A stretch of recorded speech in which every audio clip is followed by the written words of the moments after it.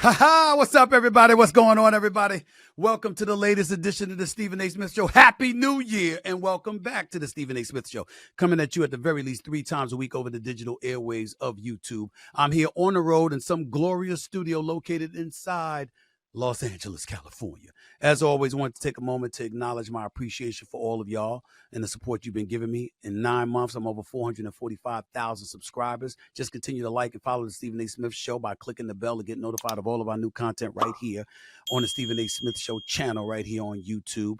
And while you're at it, make sure to pick up a copy of my new book, my New York Times best-selling book, Straight Shooter, a memoir of second chances and first takes. It's in paperback this month, by the way. You can go to straightshooterbook.com. I was telling you about it before Christmas because it was the perfect Christmas gift. But even now that Christmas is over, it's still a damn good gift. So make sure that you go ahead and you get just that. By the way, if you notice you didn't hear my usual intro music, I didn't give you a cold open or anything like that. There's a reason for that. It's because I'm changing the music. Just like I changed studios, I'm changing the music. And when I find the kind of music that I want, then guess what? I'll play it. And I'll have a code open, and I won't be getting right into the show. I'll be playing a little music beforehand like I like to do. But until that happens, here is where we are. Got a lot of stuff to get into. It's going to be a relatively quick show. It's not going to take too long, but I got a few things that are on my mind. Here's the deal, y'all. There's a couple of things to get into. One of the things that I want to get into is the national college football playoffs. I was in Pasadena yesterday. Michigan, I slept on them. I can't even front. I slept on them. I looked at Michigan and I said to myself, I know their defense is elite. I get all of that. You know, I really, really do. I know they got a crew. I know they can ball. But the number 1 ranked team in the nation, I love Blake Corum, by the way, always have. But I had my trepidation, my apprehension about Michigan. I just didn't believe in them like that. I didn't know that in 4 of the first 6 dropbacks by Jalen Milroe, he'd get sacked 4 times. I didn't know that the defensive line for Michigan would straight up punk the offensive line of the Alabama Crimson Tide. I didn't know that. I didn't see that coming. I didn't see Alabama being held to 288 yards total. I didn't see them going 3 of 13 on third downs, even though Michigan wasn't much better at 2 for 11 on third downs. I didn't see all of that. I didn't see them registering 6 sacks and 10 tackles for a loss the way that I saw Michigan do yesterday. I didn't see them limiting Alabama to just 1 sack and 1 tackle for a loss the entire game. I didn't see that. I thought Jim Harbaugh's a hell of a football coach, but he ain't no damn Nick Saban. And Nick Saban gonna figure it out. Come hell or high water. I didn't expect Alabama to be as transparent, as predictable, and lacking in innovation as much as I saw yesterday afternoon in Pasadena, California. I didn't see that coming. Now, J.J. McCarthy, give him props. Completed 17 of 27 passes, 221 yards, 3 touchdowns. Corum had 83 yards in the game-winning touchdown on the ground to go with an earlier receiving score. I get all of that. But I'm going to tell you something right now. What really stood out in my mind is that Alabama and their offensive line got bum rushed. And I got to tell this, and I usually don't do that. I don't recall a time in my career I've ever done this. But Alabama has a center by the name of Seth McLaughlin. Seth McLaughlin. My brother, you know it's bad when y'all lose such a pivotal game and someone's talking about the center. Not the quarterback, not the running back, not the receivers. The center, as in the person who snaps the football to the quarterback. McLaughlin ruined the drive with 2 bad consecutive snaps in a row for a loss of 14 yards that would have put Alabama up. And on that last play, when Milroe running right into the teeth of Michigan's defense, the play calling was bad by Nick Saban. It's very rare that I have anything bad to say about Nick Saban because he's the GOAT, as far as I'm concerned, in college football. But I got to tell you something. That low snap to the foot of Jalen Milroe did not help. McLaughlin had at least 5 bad snaps during the game, at least. Just horrible. It's the most basic thing you can do from the center position in the world of football, college or pros. You snap the damn ball to the quarterback. His hands is right in between your crouch area. He's a hut. Give him the damn ball. But that rush from Michigan had Seth McLaughlin panicking. I mean, he looked like he was wetting in his pants for crying out loud. They ended up with 6 sacks for the day. And to me, the loss is every bit as much on him as it is on anything you can point to at Alabama. And everybody wants to sit up there and talk about how Harbaugh severely outcoached Nick Saban. I did not like what I was seeing from Alabama. Their offense was non-existent in the first half. I didn't know what the hell was going on. No adjustments were made until the second half of the game. I get all of that too. But what I also remember is that Alabama had a lead with 3 minutes in the game. Alabama had a lead with 2 minutes in the game. If I remember correctly, Michigan didn't score until 1:34 was left. They were down 20-13. So for somebody being outcoached, he was winning until the last minute and a half of the game. Give Harbaugh credit because he coached his behind off in the fourth quarter, went for it on the fourth down, showed a lot of belief and courage, played to win, not to lose. And I give him credit where credit is due. But the bottom line is this. Alabama gave the game away. It was theirs to lose. And I'm not throwing no shade on Michigan. Michigan deserves it. Michigan is definitely worthy of being the number 1 team in the nation. The boys are real, no doubt. But Alabama should have won this game. Let me switch to Jim Harbaugh for a quick second. Number 1, let's get something out of the way right now. The man should go. If they win the national championship against Washington Monday night, which I believe they will, even though I'm not sleeping on Washington. Okay? This quarterback Penix is no joke. He's something special. This brother can flat out throw the damn football. There is no doubt about that. And I'm going to give a lot of love where it's due when it comes to this brother because he is something special. He can flat out ball.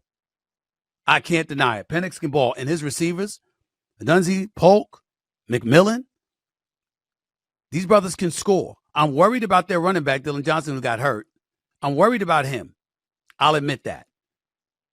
And if he's not there, I wonder what kind of effect that's going to have. And Michigan ain't Texas because they got some rough riders on Michigan, especially on the defensive side of the ball. You ain't going to be able to do but so much against them. But if Washington can score on Michigan, it's going to be interesting. But that's what it's going to take because Washington ain't going to be able to stop Michigan as far as I'm concerned. I think Michigan's going to run roughshod over them offensively.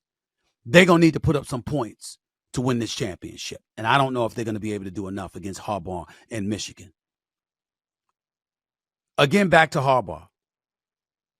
If he wins the national championship, go ahead and take the Chargers job in the National Football League. We all know he loves Justin Herbert. We all know that there's a lot of distractions in the city of Los Angeles. There are better things to do than watch a team that ain't winning. In this case, it's the Chargers, an organization that I love because I know a few people in the organization that treat me very well. And I root for them. But the reality is that the Rams are more popular than the Chargers in Los Angeles. Obviously, the Lakers, the Clippers, the Dodgers. I mean, they got distractions. We ain't even talking about the life. Rodeo, Venice Beach, Hollywood, Calabasas, a half hour away. You know, I mean, come on now. There's a lot of things to do in the Los Angeles area. You don't need to go watch the Chargers. They need to be incentivizing us to do so, and hiring Harbaugh will pull that off. Because I believe if they hired him, they'll instantly be better. They'll instantly make the playoffs. And I think with Harbaugh as the head coach, with Justin Herbert as his quarterback, I think they'd have a chance to win the Super Bowl in about 2 years, if not sooner. That's just me. But having said all of that, I wanted to say this, because you got a lot of Michigan fans out there and people popping shit and acting like, you know, what does that show us? What is it? We told you, Stephen A. We told you to everybody else. Because of the whole cheating scandal where you had some scout stealing signs and signals from other teams, impersonating folks on other teams' sidelines and stuff like that. Let me say this to you, because it's very important that I say this to you. I don't give a damn how you look. It doesn't absolve what purportedly happened. Michigan looks like the best team in the nation. And since Harbaugh had to serve that 3-game suspension, they did beat Penn State. They did beat Maryland. They did beat Ohio State. Remember when assistant coach Jerome Moore was crying like a baby? I don't know why. I surmise, I guess it's because he's going to be the next head coach in Michigan if Harbaugh decides to leave. And he wants the world to know how much he owes to Harbaugh for putting him in that position. Fair enough. Whether that required you showing tears and tears streaming down your face on the sidelines on national television, I think is a bit excessive myself. I mean, Dr. Phil, dear Abby, anybody else you want me to call?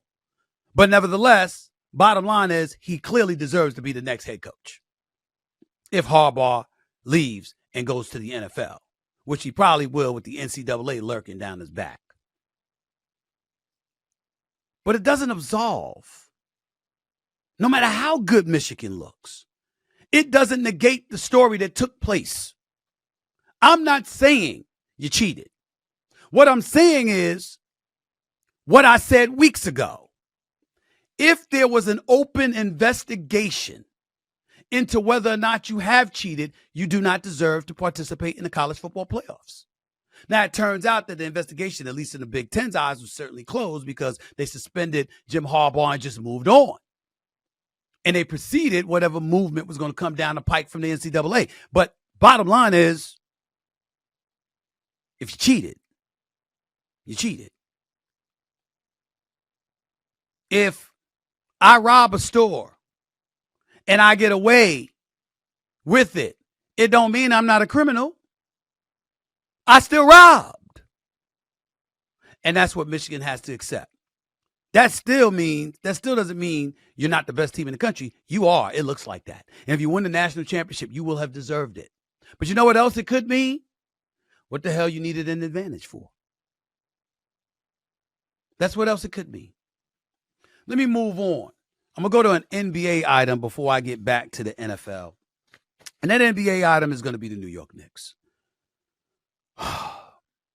They traded away RJ Barrett, Manuel Quickley, backup point guard, runner-up for sixth man of the year, by the way, last year. And I guess a pick or whatever, and they acquired OG Anunoby from the Toronto Raptors. Let me say this. I really, really like RJ Barrett as a person. I did not like him that much as a player for the New York Knicks. He was too streaky. I also held against him something that's no fault of his own. The fact that he was drafted 3rd overall behind Zion Williamson and Ja Morant, either of whom I would have loved to have in a New York Knicks uniform. I mean, what do you want to do? Is it a crime? Zion, Morant, or Barrett? It's a precipitous drop-off, damn it. So I was never excited about him being in the New York Knicks uniform because I wanted one of those two guys. And he was the 3rd overall pick. Now, was that quite as bad as New York Knicks having the 8th pick in 2009 and Steph Curry going number 7? No, it wasn't quite that bad because the Knicks were 1 pick shy of Steph Curry. But damn it, it was 1 pick shy of Ja Morant. Would have been nice to see Ja Morant at the Garden. OG Anunoby can play. He can defend all 5 positions. He upgrades the Knicks defensively. He's a spot-up three-point shooter, catch-and-shoot three-point shooter, rather, at 37.5%, which I think is like top 5 in the NBA from the catch-and-shoot position of the three-point range. But he's also a 44% shooter from three-point ranges from the corner. I like that. And on top of it all, he's not the most offensive-minded individual in the world. So because of that, he doesn't need the ball as much as RJ Barrett did, taking it away from Jalen Brunson and Julius Randle. So if you're Julius Randle and you're Jalen Brunson, you're happy because there's somebody less to have to share the ball share the ball with. And I guess that works for them. It doesn't work for me because it does nothing to improve your chances against Milwaukee or Boston. Or Philly, for that matter, because I don't give a damn who Anunoby can guard. Embiid ain't one of them. He can't guard Joel Embiid. And to beat the Sixers, you'll need to do that. And by the way, Mitchell Robinson is out for the year, so who's going to guard Embiid? Not that Mitchell Robinson would have done anything against him, but who's going to guard Embiid? I'm just wondering. You're the New York Knicks. You're still in need. You got 11 first-round picks over the next 7 years. Use them, damn it. What the hell you going to do? Take them to dinner with you? What the hell is this? Use it to get somebody worthy. Now, you might not want to do it this year because you can't do it this year, but I'm hoping they use it to get a Donovan Mitchell. And I don't want to hear about a Donovan Mitchell, Jalen Brunson backcourt being too small. Donovan Mitchell is a number one option. You get him if for no other reason to make sure that Julius Randle can't even think about being a number one option. I like Julius Randle when he plays within himself. I don't like him when he's jacking up shots. We all know he's going left. That's why I called him, Barrett, and Brunson Southport Central. Madison Square Garden. They always going left. But Brunson has shown me something. He's a star in this league. A star. Julius Randle is a really good basketball player. Not great, but good. Despite the 39 points the other night. And Anunoby had 17, by the way, in his Knicks debut. I'm simply saying when I look at him, I see the Knicks in the same position. Good enough to get to the playoffs. Good enough to win a first-round series. Not good enough to get past the second round, which means you're going home in the semifinals. Because either Milwaukee, Boston, or Philadelphia is going to send you home. That's how I view New York. So I'm not down about it. I just ain't up because I didn't want them to lose quickly. I like them having 2-point guards. And I don't like the fact that he's gone. This is the same organization that I told you I begged to draft Halliburton years ago. But they drafted Obi Toppin. I was right about that. But I'm going to let it go. As pissed off as I can get about them, I'm going to let it go. I'm going to let it go for now. But Anunoby does improve them defensively. He can guard all 5 positions, and he can hit spot-up threes. And he doesn't need the ball as much as Barrett, which helps Brunson and Julius Randle, which is a good thing. But the bad thing is you lost quickly. You really, really did. Let me move back to the NFL before I go to break, because that's the story about Russell Wilson of the Denver Broncos. For those of you who don't know, he was recently benched. He was benched by Sean Payton. And, you know, we see this footage of Sean Payton, oh, my God, chastising his quarterback. And you see everybody aghast. I haven't seen a quarterback treated like this before by a head coach on the sidelines. Oh, my God. Really? You didn't see Bill Parcells telling Phil Simms sit the fuck down years ago in a very demonstrative fashion? We didn't see Tom Brady clapping back at Bill O'Brien, who was the offensive coordinator in New England. We haven't seen any coaches yell at a quarterback at all. That's what y'all telling me. We really gonna act like we haven't seen this before. All Sean Payton did was chastise Russell Wilson, and Russell Wilson stood there and took it because, I mean, he's rife with class. He's so classy, which he is, by the way. And here's the part that we have to recognize. Give Sean Payton credit for a couple of things. Number one, how about consistency? From the moment he arrived in Denver, he made it very, very clear that country club atmosphere that Russell Wilson himself created upon first arriving in Denver last year with his new deal that was 5 years, $242.6 million. By the way, an extension that kicks in next season. That dude. Sean Payton said, yo, that reign is over. Why did he say that? I'll get into that for a second. Because, see, here's where the news comes in. Why did Sean Payton and the Denver Broncos elect to bench Russell Wilson? Russell Wilson is guaranteed $39 million next season. But if he's on the roster March 17th, his 2025 salary of $37 million also becomes guaranteed. Because injured players cannot be cut, the Broncos would be on the hook for that $2,025 salary if Wilson were to get hurt and can't pass his spring physical. That's why they benched him. Because they know they're already on the hook for the $39 million, and they didn't want to be on the hook for the additional $37 million in 2025 for a quarterback that's good but no longer appears to be great. Now, they came to him in October or whatever after a victory or after a loss to Kansas City. And from that point forward, Russell Wilson, according to reports, declined to restructure his deal, and they threatened back then to bench him. But they didn't bench him, and he had ended up winning 4 of the next 5 games or so and elevated Denver to respectability And because of that is why this became that much more of a story. By the way, as a nugget of notes, trading Wilson before June 1 would leave the Broncos with $68 million in dead money next season unless the acquiring team would pay his $22 million option bonus. Wilson is also 11-19 as the Broncos starter. But let me get back to this because I want to respond to my brother Ryan Clark. Ryan Clark is a contributor to First Take on ESPN. Ryan Clark does Monday Night NFL football. Ryan Clark hosts Inside the NFL, an outstanding, exceptional football analyst who's my friend. Okay, so let's be very, very clear. He's my friend and my brother. That don't mean we can't disagree. Well, he spoke adamantly against Sean Payton. Even went so far as to say Sean Payton was acting like a thug when it came to Russell Wilson. I don't have the exact quote in front of me.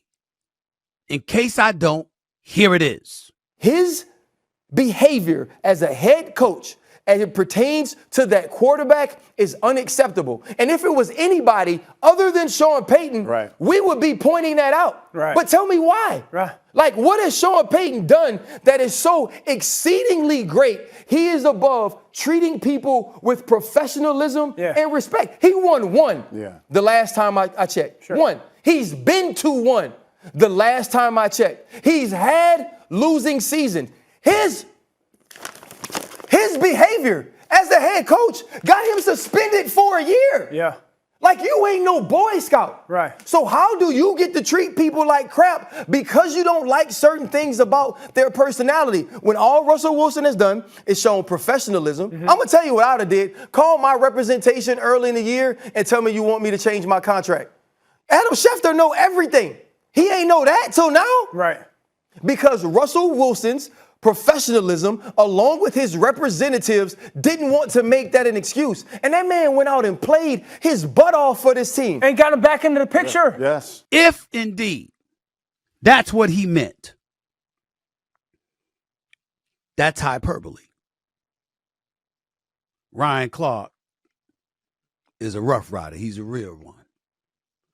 I'm sure he knows how thugs treat people. It's a bit different than that. Okay? That's number one. Number two, I don't like the way Sean Payton has treated Russell Wilson either. I think it's been a bit excessive. But we have to remember why. When Russell Wilson first arrived in Denver, according to the reports, he separated himself from the team. He big upped everybody. You heard rumors about him having his own office or locker room separate from everybody else, and he had a connection to upper management that nobody else had, and, you know, his own trainer, his own workout regimen, his own everything. I don't know all the details. I'm not proclaiming to. But all of those things were reported about Russell Wilson. He was really feeling himself. And it didn't hurt that he had Sierra by his side, who the ownership was drooling over when he first arrived with his introductory press conference. Why you think Sean Payton came and said what he said? He said, oh, bump that. That shit ain't happening. We ain't doing that. Those days are over. His first day on the job. That's what he said. Why would he do that? Because somewhere along the way, the culture that existed in the NFL had evaporated. And it went against everything this Bill Parcells disciple known as Sean Payton stood for. Yeah, he only has one Super Bowl championship. Yes, he only has one Super Bowl appearance. But he did it. He's gone to the playoffs more times than not as a head coach. By the way, if we're keeping it honest, he did a hell of a lot much better job than Nathaniel Hackett did, which earned him the right to be a bit forceful, not disrespectful. And I get that part. But if he don't like a dude because of the way he acts, if he thinks the dude is phony, if he thinks the dude prioritizes winning in the PR department than on a football field, at this stage and point in his career and his life. And that's something he sees that might contribute to the elevated level of disgust. And I don't think that can be ignored. So I think it's important to say that, to point that out. And that's really all I wanted to say about that. You can't call in today, but the number usually is 888-SAS-5303. That's 888-727-5303. That is the number to call into the Stephen A. Smith Show when I am in studio. I'm on the road right now, so I'll be taking your text messages, or your tweets, rather, as opposed to phone calls. But I just wanted to say that about it. It's like the thug part, a bit extreme, but more importantly than anything with Ryan Clark, his points were not wrong. It's just that it was incomplete. How about talking about what kind of environment Russell Wilson created that agitated Sean Payton to the point where Sean Payton would conduct himself the way he's conducting himself? Like everybody's quick to say, Sean Payton wasn't that way with Drew Brees. Did Drew Brees give Sean Payton a reason to act that way? I don't recall seeing that. Do y'all realize that when Drew Brees was quarterbacking in New Orleans, the only problem anybody ever had with him was in the aftermath of the George Floyd shooting, murder of George Floyd with the knee on his neck by Derek Chauvin, who got convicted of murder and literally just nearly got killed in his jail cell. I'm glad he's alive. Death is too good for him. No, keep his ass alive. Let him sit right there. Let him stay right there in jail. Let him, Derek Chauvin suffer his ass. Let him suffer. Oh, no death. You ain't getting off that easy. No. Keep him alive. Keep him alive. But I digress. My point is, after the George Floyd murder, and they were talking about the whole social justice movement, Drew Brees said some things that teammates and others were really, really put off about. That's the only thing that we've ever heard remotely negative about Drew Brees. That would happen to be why Sean Payton never had an issue with him. Russell Wilson's a different animal.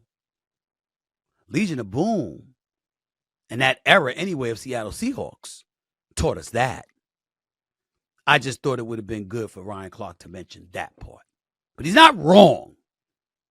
I just thought it would have been good for him to mention that, because it is relevant. When I come back, I'm getting back into some more NBA stuff because Allen Iverson had a few things to say. And I don't think LeBron James will be happy about it. What the hell am I talking about? That and more up next. Don't touch that dial. You're watching the Stephen A. Smith Show right here over the digital airwaves of YouTube. With more in a minute.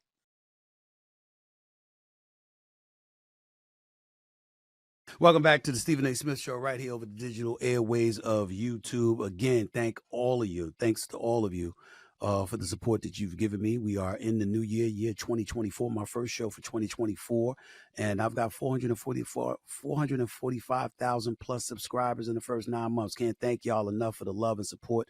Really, really appreciate it. I'm going to amp it up in the new year. I got a few things coming to y'all in the next few weeks. Make no mistake about that. I'm just revving up. All right, I've been relaxed over the last week and a half or so. I didn't have to get up that early. I could sleep for as long as I want. I barely watched sports for the first week and a half or so until I went to the Rose Bowl yesterday for the Michigan Alabama game. I was right there. So anyway, it's time to move on because there's a couple of other things I want to get to before I get to your tweets as well. There are a few NBA players that I hold in higher regard than my boy, Hall of Famer Allen Iverson. I've said this on many occasions. He actually gets mad at me when I say this, but it's true. I wouldn't be where I am today if it were not for him. When you are in this business that I'm in, it helps to have somebody to talk about. And as nightmarish as he made my vacations on far too many occasions, because he always got his ass in trouble when I was on vacation. It was never when I was working. When I was working, he played basketball, and there would just be stuff that happened in the locker room or something. But every single incident that he's gotten into off the court is when I was on vacation. I mean, he was just famous for it. It was just automatic. I couldn't catch a break. I always mess with him for that because he always messed with me on my vacations. But everybody knows that he's like my little brother. I love him to death. And, that don't mean we always agree. Just like I said about my man, Ryan Clark.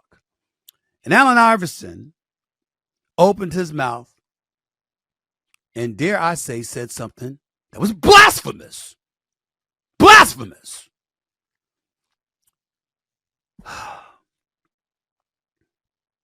He was being interviewed by my former colleague at ESPN, Rachel Nichols, who I wish nothing but the best for, by the way, in her future endeavors. And he recently gave his thoughts on who he believes to be the greatest players in NBA history. Michael Jordan was number one. No problem there. Totally agree with him. I get it. Allen Iverson, does he have LeBron James number two? No.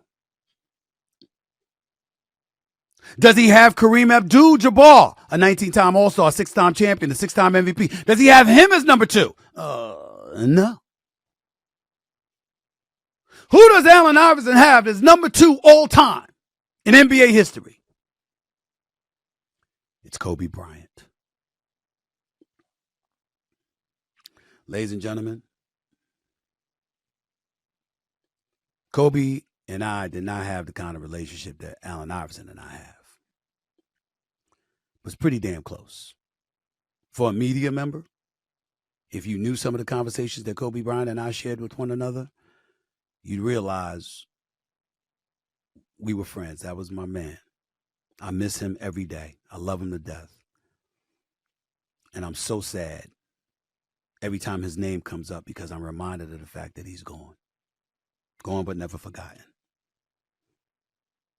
But Kobe Bryant is not the second greatest player in NBA history. That's just not true. It's just not. It's just not. And the points per game didn't equal LeBron's. The assists didn't equal LeBron's. The rebounds didn't equal LeBron's. The durability didn't equal LeBron's. He's got more rings, but we can't ignore the fact that the first three came with Shaq in his prime, meaning the most dominant force of our era, and next to Wilt Chamberlain, one of the top two most dominant figures in the history of basketball. That dude, the 7'1", 350-pound diesel. Okay? The big Aristotle. That dude. All of that. That dude, Shaq.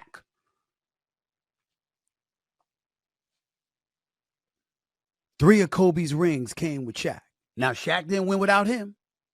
Shaq didn't win with Penny Hardaway and Nick Anderson and Dennis Scott, those brothers. He didn't win the title with them. He didn't win when he initially arrived in LA and it was Eddie Jones and those brothers. It took Kobe. I get it. I get it. And Kobe, on a mission to prove his worth, wanting Shaq gone and wanting the reins handed over to him by the late, great Dr. Jerry Buss, took the bull by the horn, was given a garbage team, led the league in scoring, ultimately won a league MVP award. And oh, by the way, in the process of doing all of that, went to 3 consecutive NBA finals and win back-to-back titles in 09 and 10. Beating Orlando with Dwight Howard and then ultimately Boston with KG, Ray Allen, Perk, Rondo, Paul Pierce. The truth shall make you free. Not set you free, make you free. That's the truth. I know who Kobe is. I know who Kobe was. I know what Kobe meant and will forever mean to the game of basketball. And top 10 all time, no doubt about it. But he ain't top 2. Come on, y'all. Kobe Bryant was second place to Michael Jordan. He tried like crazy to be MJ, to ultimately beat MJ. but couldn't do it. MJ had 6 rings. He had 5. I know it's one more than LeBron. LeBron didn't have Shaq as a teammate. Kyrie and Kevin Love, okay. D-Wade, Bosh, Ray Allen, okay. But you have to also look at the totality. Kobe was a menace. He was a killer, like AI said. That's why AI gave him that love, because that assassin's mentality. That's what AI loved so much. That's what he kept alluding to. That's what he brought up when he spoke about his support for Kobe Bryant as the number 2 player of all time, because that's what Iverson relates to. You know why? Because Iverson was a killer. Wasn't scared of anybody. I mean, if there is a class that Allen Iverson could give, I got news for you.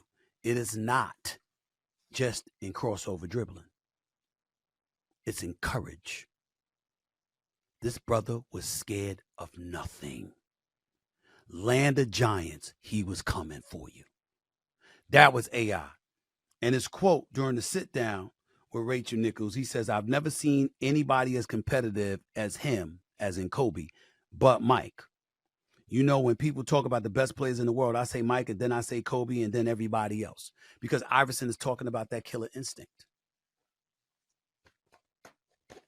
And I get where Iverson's coming from. You know why? Ladies and gentlemen, can I ask y'all a rhetorical question? What if Kevin Durant had Iverson's killer instincts? Do you think he would only have 2 titles? I don't. Kevin Durant, first of all, he would have won. Well, we can't say the 3-peat because that was the Achilles, because he would have won 3-peat anyway. They'd have swept the Toronto Raptors and Kawhi, and they took him out 4 games if Kevin Durant had never gotten hurt. But let's take out those 2 titles. I'm telling you right now, Kevin Durant would have at least 4 titles if he had Iverson's killer instincts. If the Kevin Durant we saw in that game 5 where he dropped 49 against Milwaukee when Kyrie Irving went down about 3 years ago in the postseason, if that Kevin Durant showed up on a night in, night out basis, they'd have more titles. That's right. I said it. It's the truth. I'm not throwing any shade on Kevin Durant because he's one of the great ones. Mad love and respect for him. I'm simply talking about not so much a desire to do things the right way, but a desire to kill, to annihilate, to destroy. That's Kevin Durant. That's the Kevin Durant I know and love. That dude right there, if he was that person on a night in, night out basis, if he had Allen Iverson's demeanor about scoring the basketball, because Kevin Durant could do it in his sleep, imagine what he would be. That's why I say stuff like that. I understand exactly where Iverson's coming from, but he's not right when he says Kobe Bryant. Kobe Bryant could defend. Kobe Bryant could play point. Kobe Bryant could do it all. But his signature was scoring and being an assassin. And oh, by the way, as much as he could shoot, wasn't a better 3-point shooter than LeBron. If you look at the totality of LeBron's career. Didn't go to 10 NBA finals. Wasn't the complete overall package on both sides of the ball that LeBron James is as a playmaker, not just a scorer. Kobe could do it, but it wasn't his MO. You cannot put him number 2 over LeBron. You cannot put him number 2 over Kareem Abdul-Jabbar. You just can't. Now, after that, bottom line is this. Here's the bottom line. Kobe was number 2 to MJ as a 2-guard. And he might be number 2 as a Laker to Irvin Magic Johnson, depending on who you ask. Because here's the difference. Let's say Shaq was with Magic. Magic and Shaq would not have had that on-court relationship that Kobe and Shaq ended up having. Shaq would have wanted to stay, and Magic would have wanted him to stay. And they'd have made it work. Leadership's a part of it. Now, Kobe evolved into being a great leader because he was big on accountability.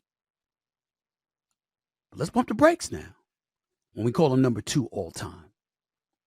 Can't give him that. I just can't. Before I go to break, I wanted to switch to a subject that involves me directly. Mediaite. Y'all heard of that? A website. They do good things in a lot of people's eyes, stuff like that. And obviously, they keep an eye on the media. A great, great deal. They engage in media and political news, TV, print, online. That's who they are. It's what they bring to the table. They bring you breaking news. They talk about smart opinions, is what they say about themselves. So be it. No disrespect thrown their way. They had a top 75 list. And Sherry, what was the title of the list? The top 75. Who are these top 75 people? Top 75 media influencers. That's what it was? Okay, yeah. My girl Sherry telling me about that. All right. They have a top 10 list. And guess who's on the top 10? Moi. Now, normally, I don't really care about lists. I think it's very, very subjective, of course. And I like to base a lot of things on fact. Not to mention the fact that when it comes into sports, it's like, Andrew Marchand for the New York Post had me number one. I appreciate that, but I had a problem with the list because he wasn't expansive enough in explaining why I was number one. And he had me 3 slots ahead of my boss. Now, forgive me, I'm a black man. My boss, Jimmy Pitaro is his name, co-chairman of Disney, president of ESPN. Good man, by the way. Got a great relationship with him. Love him, actually. He's a really good guy. This man negotiates multi-billion-dollar deals. NBA, National Football League, MLB, NHL. He also pays my salary. Like, not literally, because it comes out of the coffers of Disney. But if the man says, I don't want Stephen A., well, there's no Stephen A. at ESPN. If he says, I don't want Stephen A. on First Take, well, there's no ESPN. There's no Stephen A. on First Take. He's my boss. You understand what I'm saying? And I wanted Shannon Sharp, Club Shay Shay. What's up, bro? Happy to have him. If Jimmy Pitaro said no, it means no. So, somebody could put me above him, like Andrew Marchand, and I appreciate it. And you talk about influence and reach and all, I got all that, but I'm going to defer to the boss. You know what I'm saying? I'm going to be a little bit wiser than that. I'm going to roll with the boss being a bit more influencing than me, okay? Because he's the one who dictates that. By the way, ABC NBA Countdown on ABC will be every Wednesday for the month of January. Pitaro made that call, not Stephen A., because I would have much rather had my Wednesdays off, my Wednesday evenings. But Pitaro makes that call, not me. So, no. But getting back to Mediaite, they got me listed at number 8 in the country. And I'm good with that. I appreciate it. I appreciate the acknowledgement. Me above Elon Musk, who paid $44 billion for Twitter, that's now known as X. You really think that I think I belong above him? I don't know about that. You know what I'm saying? I barely can afford to buy a Tesla, let alone create one. Okay? I mean, this brother's something else. Give respect where it's due. Suzanne Scott, who that? For Fox News. Okay.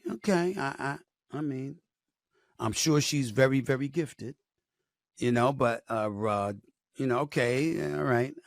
She's where she's at. I'm where I'm at number 9. She's at number 9. I'm at 8. Jake Tapper for CNN. I watch him a lot.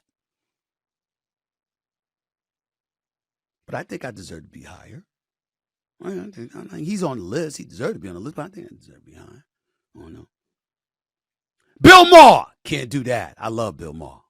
And after Club Random, I still got a contact high. I still got a contact high. Okay. Matt Drudge Report. Okay, we gotta give. I mean, listen, you on the right. You on the right. You love Drudge Report. Okay. Megyn Kelly's the truth. You know, I like Megyn Kelly. I'm gonna be a guest on her show one day. She's gonna come back. I like Megyn Kelly. I actually do like Megyn Kelly. Okay. Joe Scarborough, Morning Joe with Mika Brzezinski. They were very nice to me. They were always wonderful to me back in my days when I was contributing to MSNBC. Wish them nothing but the best. Willie Geist is a really nice guy too. All right. Sean Hannity. That's my guy. We're friends. He's nuts. He's crazy. But we get along really well. I actually think he deserves to be number one over the Dominion voting system. I don't know where the hell that came from. Okay? That shouldn't even be on the list. I'd put Hannity at number one. I'd put me up maybe a spot or two. But I'm in the top 10. So we'll go with that. Either way, I'm not being recognized for just sports. It's everything. Which means they're watching the Stephen A. Smith Show. And that was the point of all of this. Thank you very much. Mediaite. I appreciate you. I appreciate you. Back with more of the Stephen A. Smith Show with your text messages to close out the show in a minute.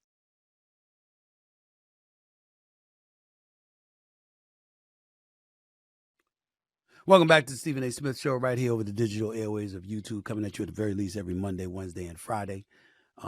Thanks again to all of you who've been supporting the show, exceeding 445,000 subscribers in the first 9 months.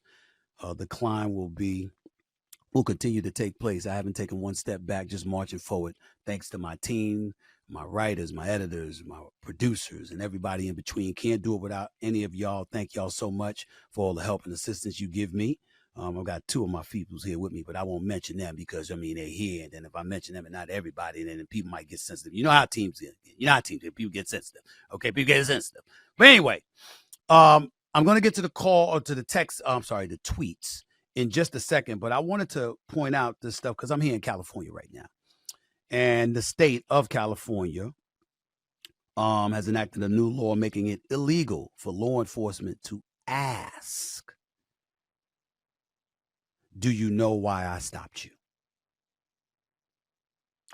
I found that story to be very interesting because particularly as it pertains to African Americans who make up about 6% of the population in the state of California. As far as I'm concerned, I'd be very interested in knowing what that number would be if you omit Oakland and L.A. Omit Oakland and L.A. Damn it, it might be 1% black in this state. I don't know what the hell the number is, but damn. I mean, come on now. Only 6%? Then I'm thinking it's got to be 1% after you omit L.A. and Oakland. Having said all of that, the San Francisco Chronicle, according to an article in the San Francisco Chronicle, for the 6th straight year, California police stopped and searched far more black drivers than anybody else. Out of more than 3.1 million traffic stops during 2021 by 58 law enforcement agencies, including the 23 largest agencies in the state, black people who make up 6% of California's population accounted for 15% of the drivers who were pulled over, according to an article in the Chronicle, citing the Racial and Identity Profiling Advisory Board. Latinos, 36% of the population, made up 42.4% of the drivers stopped. Whites accounted for 35% of the population, who are accounted for 35% of the population, and 30.7% of the drivers were stopped. And Asian Americans, 14% of the population in California, 5.3% of the drivers. Just as a pause, Latinos make up more of the population in the state of California than white folks. Second largest state in the country.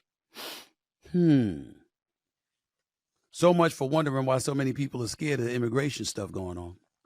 We know why. We know why. Because white folks, some white folks, very, very scared of the numbers working against them. Fair enough. New California law, Assembly Bill 2773, went into effect January 1st, making it illegal for law enforcement to ask drivers when they pull them over if they know why they were stopped. Instead, officers will have to tell drivers why they were stopped and pulled over before engaging in any questioning. The reasoning for stopping individuals must also be documented on any citation and police reports. And the only exception to the new law is if a police officer, quote, reasonably believes that withholding the reason for the stop is necessary to protect life or property from imminent threat, according to the text of the law. People of color, particularly black people, are stopped by police at higher rates than white people. The new law is meant to track that disparity and the outcomes of police stops. I support this rule. As a person who's been stopped on many, many occasions, let me first admit, in fairness to police officers, 99% of the time I've been stopped by police officers is because I was speeding. Or they tried to clock me with speeding, and I didn't think I was speeding that much. But, sometimes I was guilty as hell. Sometimes I wasn't. Sometimes they gave me a ticket. Sometimes they didn't. By the way, black, white, and Hispanic, I've been treated nicely, fairly, and cruelly by all. So let's just throw that out there in fairness to the police officers. But let me tell you why this is important. Because if you're pulling me over, you should be able to tell me why immediately. I shouldn't have to wonder why you're pulling me over. If I know definitively and initially, it also dissipates the level of threat or discomfort that I may feel. If I have to ask you why, particularly if I'm a black individual that doesn't necessarily trust police officers, I'm not saying me, I'm saying overall. If I'm one of those people, then you pulling me over and not telling me why initially gives me cause to pause. What, if you don't like my answer, that's why I might get a ticket? I need to know why you're stopping me immediately. That should be the first order of business. You shouldn't have the right to just pull me over and then you conjure up a reason as to why you're doing it after talking to me. That creates the schism of unfairness, or the allure of unfairness. You want to make sure that you address that. And that's why this is important. We're talking about fairness. We're not talking about letting criminals go free. We're not talking about ignoring the law, ignoring law and order. We're not talking about any things. We're talking about you invoking fairness with law enforcement, making sure that there's a hard and fast rule that's applicable to everyone, regardless of their ethnicity. That's what we're talking about here. I like that rule. There's nothing wrong with it, and there's nothing harmful about it. About a police officer simply telling you why the hell he stopped you. Let me get to the tweets before I get on out of here. At B_rad50 writes, thoughts on many college players opting out of bowls because of draft and transfer portal. I have no problem with the transfer portal. If a coach could just get up and leave and go get another job at another program, why can't the players? It's very, very simple. I'm not saying it's great for the sport, but we can't continue to have rules that are applicable to the student athlete, but not applicable to grown men and women holding purview and dominion over their programs. If it's good for them, it should be good enough for the student athlete. Period. It's very, very simple to me. I don't have a hard time comprehending that. At Al and Ozdin, AZDN, right? Stephen A. Start, bench, cut. Jennifer Aniston, Halle Berry, Jennifer Lopez. That's easy for me, bro. Jennifer Lopez starts. Okay? Because I'm thinking from the neck down, not just the neck up. You asked, I told you. Halle Berry, because she's one of the most beautiful women you'll ever meet in your life. And Jennifer Aniston, a third, because of the reasons aforementioned in points 1 and 2. She would come in third place to that crop, without question. I don't think anybody would deny that. That was an easy one. At XVNDERX. I don't know what's wrong with y'all with these Twitter handles. It doesn't make any sense. Stephen A., if you had to move outside of the U.S., where would you live? I'm not going to say France because I can't ever imagine myself being able to speak French.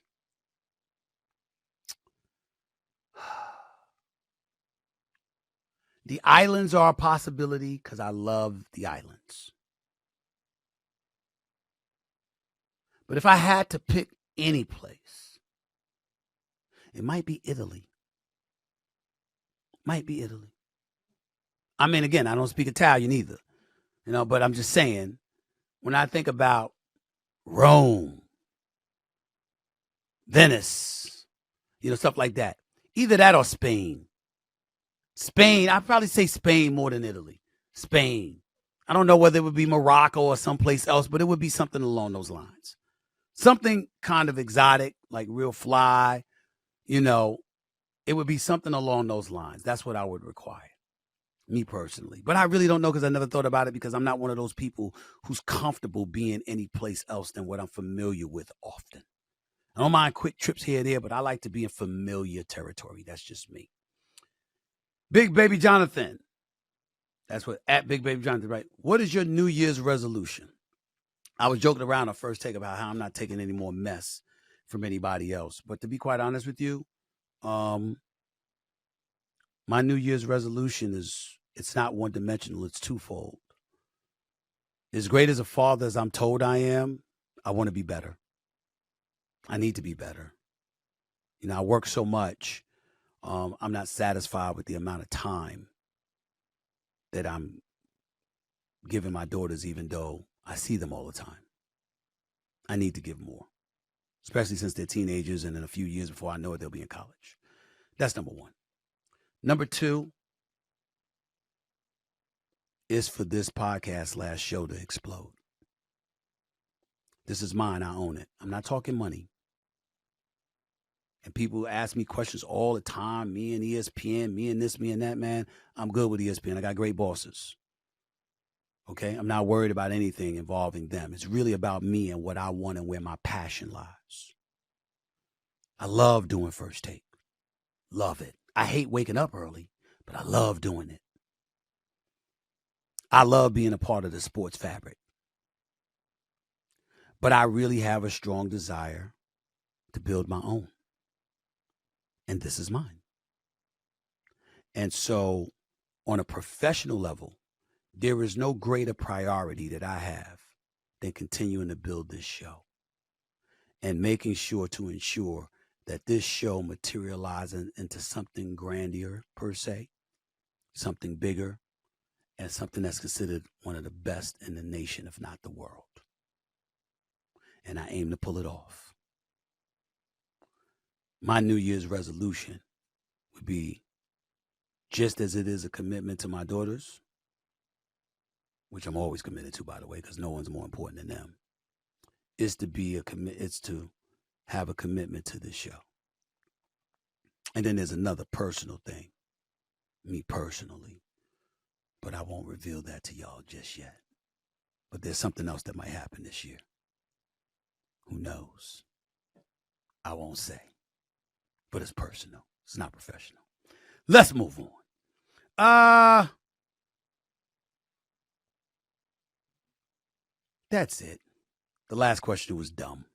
I'm going to leave that alone. I got to get on out of here. I hope y'all enjoyed the show. I know I enjoyed doing it. I'm back working off the rust. Be back in full saddle Friday from my studio. I'll be back here tomorrow as well. Hope y'all tune in. Hope y'all like today's show. Feel free to send your comments. Feel free to respond, and I'll definitely make sure to do the same. Until next time, everybody, this is Stephen A. signing off. Peace and love. Talk to you later.